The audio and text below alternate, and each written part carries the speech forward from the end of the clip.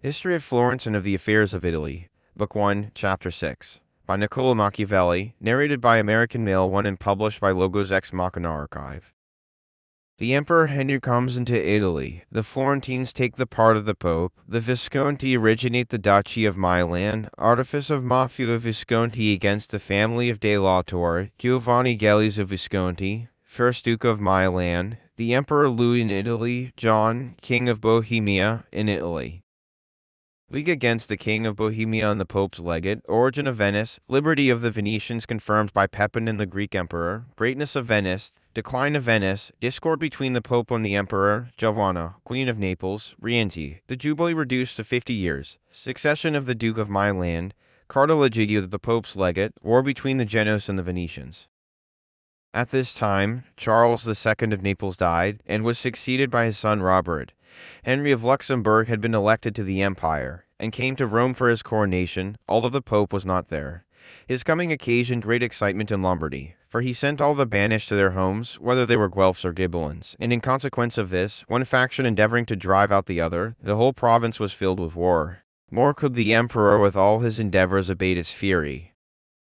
Leaving Lombardy by way of Genoa, he came to Pisa, where he endeavored to take Tuscany from King Robert, but not being successful, he went to Rome, where he remained only a few days, being driven away by the Ursini with the consent of King Robert, and returned to Pisa, and that he might more securely make war upon Tuscany, and wrest the country from the hands of the king. He caused it to be assailed by Frederick, monarch of Sicily. But when he was in hope of occupying Tuscany and robbing the King of Naples of his dominions, he died, and was succeeded by Louis of Bavaria.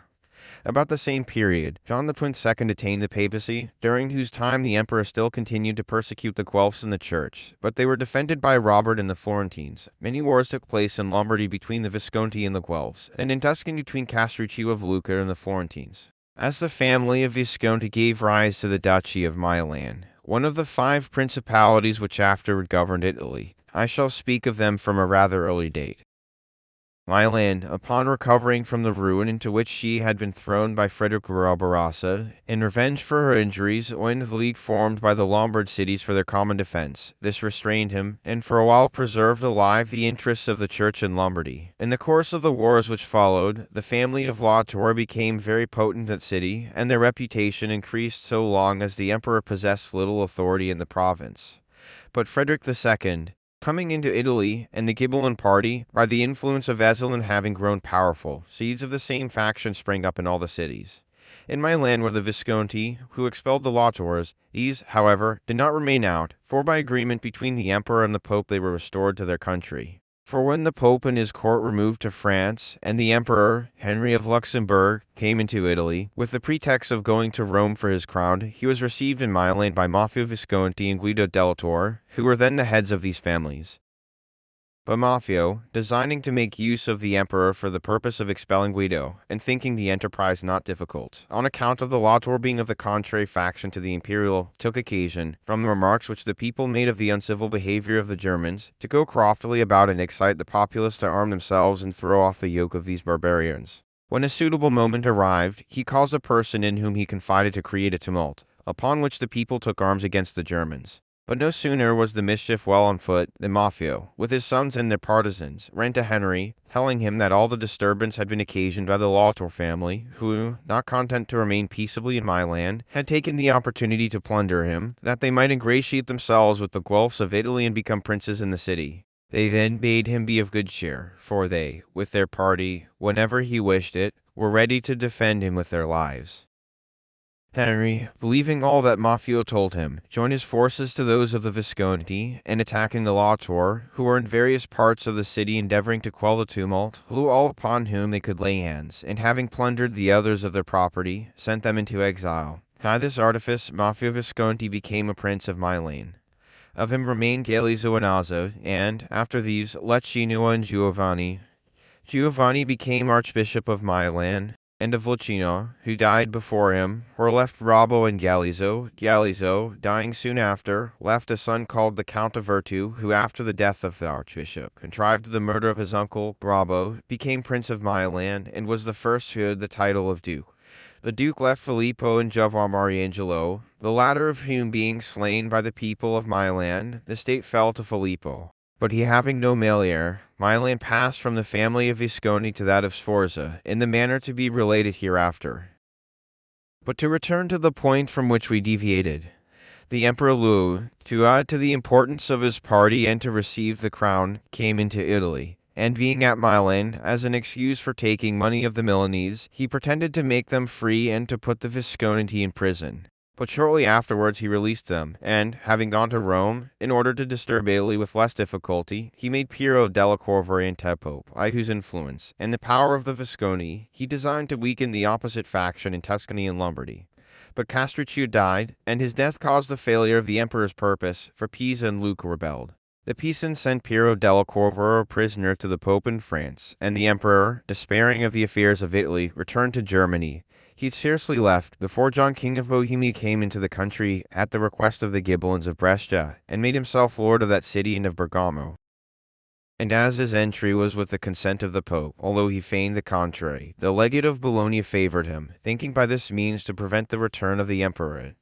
This caused a change in the parties of Italy, for the Florentines and King Robert, finding the legate was favorable to the enterprises of the Ghibellines, became foes of all those to whom the legate and the King of Bohemia were friendly. Without having regard for either faction, whether Guelph or Ghibelline, many princes joined them, of whom, among others, were the Visconti, the Della Scala, Filippo Gonzo of Mantua, the Carrara, and those of Este. Upon this the Pope excommunicated them all.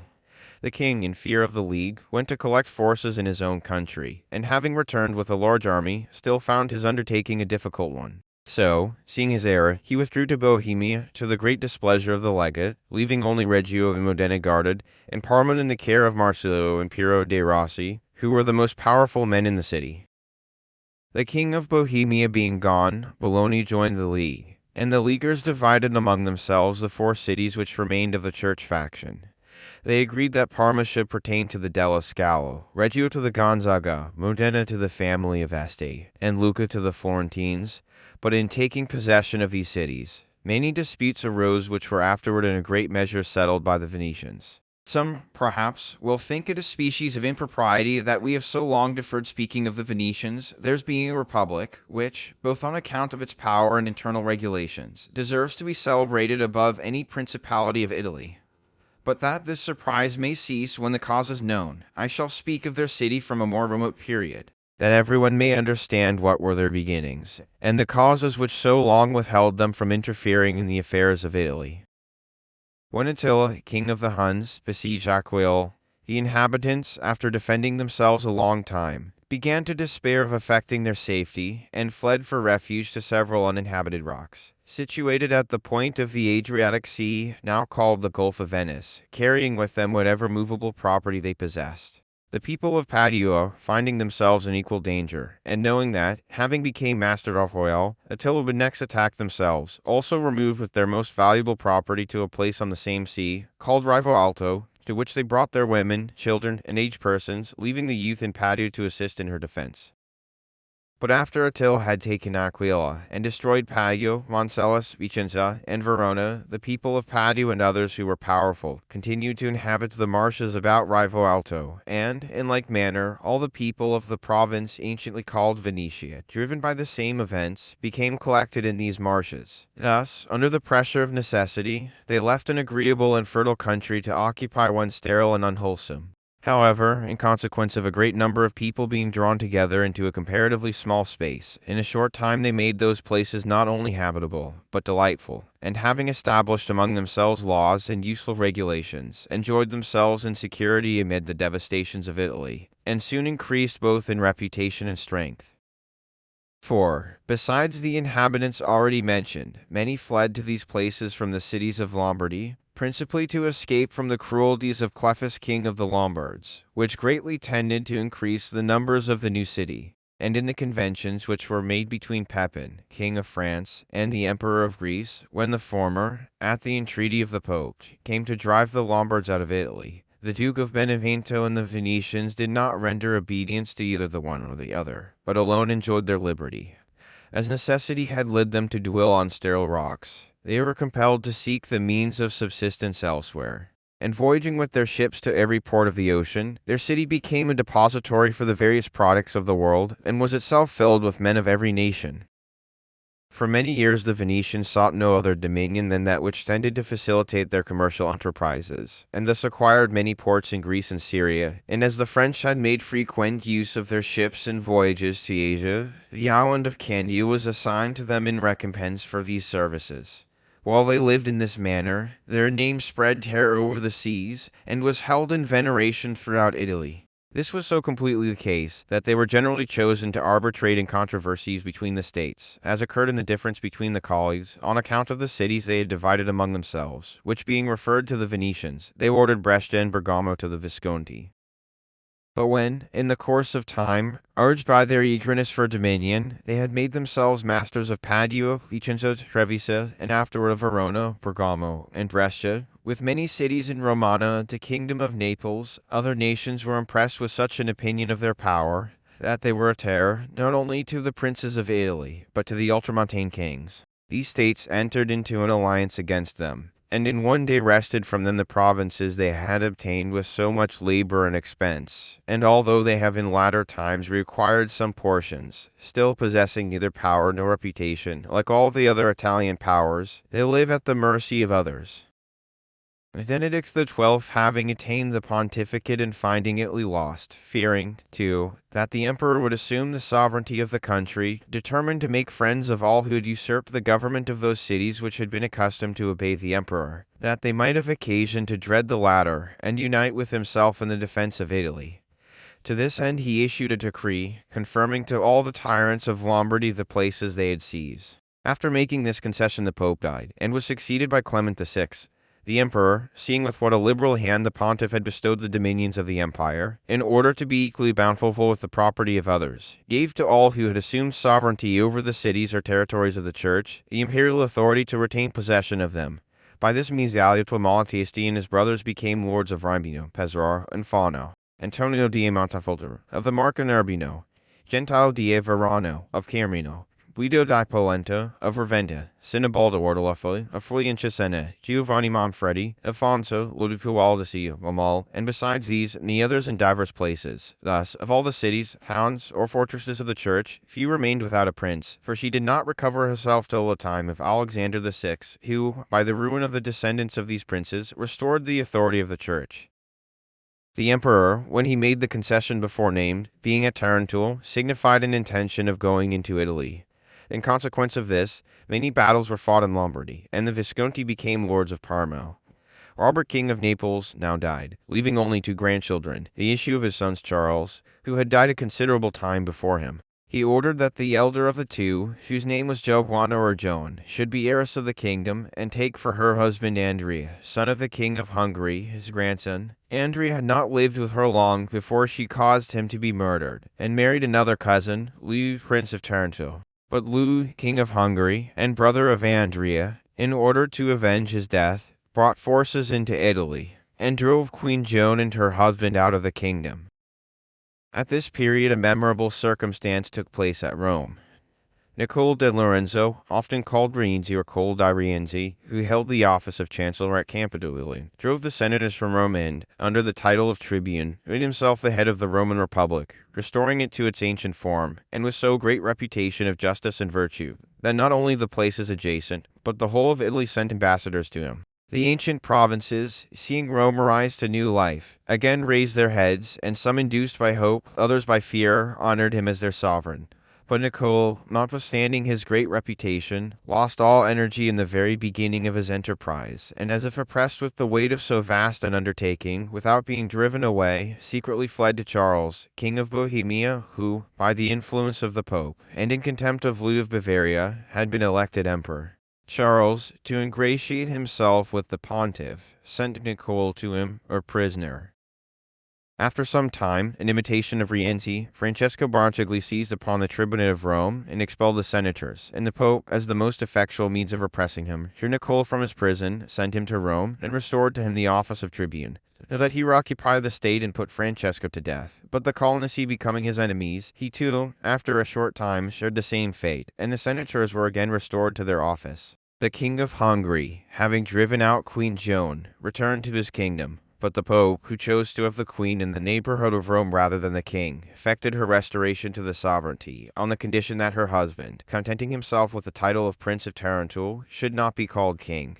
Being the year 1350, the Pope thought that the Jubilee appointed by Boniface VIII, to take place at the conclusion of each century, might be renewed at the end of each 50 years, and having issued a decree for the establishment of it, the Romans, in acknowledgment of the benefit, consented that he should send 4 cardinals to reform the government of the city, and appoint senators according to his own pleasure. The Pope again declared Louis of Taranto king, and in gratitude for the benefit, Queen Joan gave Avignon, her inheritance, to the Church. About this time Lucino Visconti died, and his brother the Archbishop, remaining Lord of Milan, carried on many wars against Tuscany and his neighbors, and became very powerful. Robbo and Galeazzo, his nephews, succeeded him, but Galeazzo soon after died, leaving Jovan Galeazzo, who shared the state with Robbo. Charles, King of Bohemia, was then emperor, and the pontificate was occupied by Innocent VI, who sent Cardinal Egidio, a Spaniard, into Italy. He restored the reputation of the Church, not only in Rome and Romagna, but throughout the whole of Italy, recovered Bologna from the Archbishop of Milan, and compelled the Romans to accept a foreign senator appointed annually by the Pope. He made honorable terms with the Visconti, and routed and took prisoner John Argot, an Englishman, who with 4,000 English had fought on the side of the Ghibellines in Tuscany. Urban V, hearing of so many victories, resolved to visit Italy and Rome, whither also the emperor came. After reigning a few months, he returned to the kingdom of Bohemia, and the Pope to Avignon. On the death of Urban, Gregory XI was created Pope, and, as the Cardinal Egidio was dead, Italy again recommenced her ancient discords, occasioned by the union of the other powers against the Visconti, and the Pope, having first sent a legate with 6,000 Bretons, came in person and established the papal court at Rome in 1376, after an absence of 71 years in France. Was elected at Fondi by 10 cardinals, who declared the appointment of Urban irregular. At this time, the Genoese threw off the yoke of the Visconti under whom they had lived many years, and between them and the Venetians several important battles were fought for the island of Tenedos. Although the Genoese were for a time successful, and held Venice in a state of siege during many months, the Venetians were at length victorious. And by the intervention of the Pope, peace was made in the year 1381. In these wars, artillery was first used, having been recently invented by the Dutch.